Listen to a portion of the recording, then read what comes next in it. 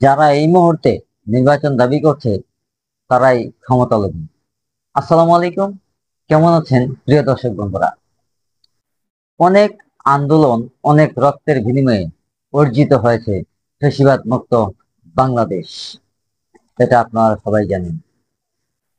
আমাদের অন্তর্বর্তীকালীন সরকার প্রধান ডক্টর মোহাম্মদ ইউনূস স্যার বলেছেন সংস্কার করেই নির্বাচন দেওয়া হবে।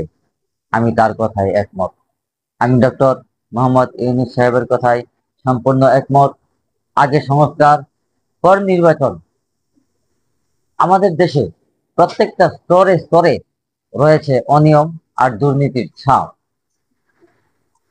এই জন্য বাংলাদেশের প্রত্যেকটা স্তর সংস্কার করা অত্যন্ত জরুরি। কিন্তু আমাদের দেশের কিছু রাজনৈতিক নেতা আছে যারা সংস্কার চায় না, তারা চায় ক্ষমতা। এখন দেশ এখনো আবর্জনায় ভরপুর। আর এইসব আবর্জনা না সরিয়ে যারাই নির্বাচনের দাবি করে তারাই ক্ষমতালোভী।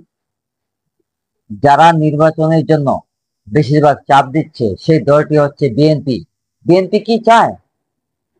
সংস্কারবিহীন নির্বাচন হলেই কি বিএনপি ক্ষমতায় বসে যাবে?